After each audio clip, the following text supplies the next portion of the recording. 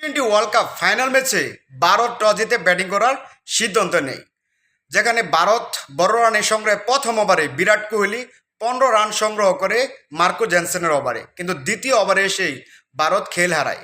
ভারত দ্বিতীয় ওভারে এসেই রোহিত শর্মার উইকেট হারায় এবং রোহিত শর্মা ব্যক্তিগত 9 রানেই ফিরে যায়। এই ধারাবাহিকতায় ভারতের 34 রানে তিনটা উইকেট পড়ে যায়।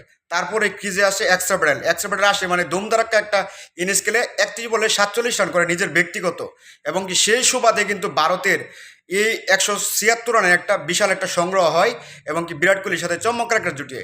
আর বিরাট কোহলির কথা কি বলবো, একজন বড় মাপের একজন প্লেয়ার, এবং বিরাট কোহলি জানে কোন ম্যাচে তার ফিরতে হয়। রোহিত শর্মা বলেছিল যে বিরাট কোহলি সে ফাইনাল ম্যাচে সে তার রানে ফিরবে এবং চমৎকার একটা ইনিংস খেলবে।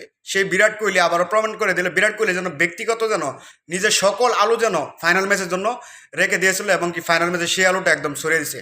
বিরাট কোহলি কত মাপের একজন বড় প্লেয়ার, এবং কিং কোহলি যে সে আসলে একজন কিং কোহলি। সেই ফাইনাল ম্যাচে আইসা নিজের ব্যক্তিগত 59 বলে 76 রানে একটা চমৎকার একটা ইনিংস খেলে সেই সুবাদে ভারতের 176 রান সংগ্রহ করতে হয়। আর শিবম ডুবে কিনা লাস্ট কয়েক ম্যাচে রান পায় না, সেই শিবম ডুবে কিন্তু এই ফাইনাল ম্যাচে রান পায়।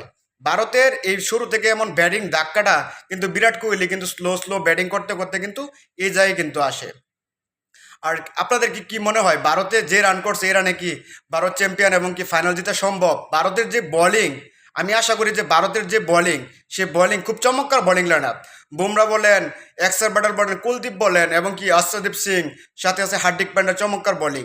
এই বোলিংয়ে কি মনে হয় যে ভারত কি চ্যাম্পিয়ন হতে পারবে নাকি সাউথ আফ্রিকা চ্যাম্পিয়ন হয়? অবশ্যই কমেন্ট বক্সে জানাবেন। আমি সর্বপ্রথম মানে বিরাট কোহলির যে ইনিংসটা একটা চমৎকার একটা ইনিংস, যেই বিরাট কোহলি কিন্তু পুরো টুর্নামেন্ট জুড়ে কিন্তু রান পান নাই, সেই বিরাট কোহলি ফাইনাল ম্যাচে আছে সব আলু যেন বিরাট কোহলি কেড়ে নিল এবং চমৎকার একটা ইনিংস খেলো। সেই সুবাদেই এই ভারতের 176 রান করতে সক্ষম হয়। 176 রান কিন্তু ফাইনাল ম্যাচে কোনো কম রান না, কোনো অংশে কম না। যাই হোক, দেখা যাক এই ফাইনাল ম্যাচ কে চ্যাম্পিয়ন হয়, সেই পর্যন্ত আমরা সবাই খেলা দেখি। আর অবশ্যই আপনারা কমেন্ট বক্সে জানাবেন কে হবে চ্যাম্পিয়ন 2024 টি-20 ওয়ার্ল্ড কাপের।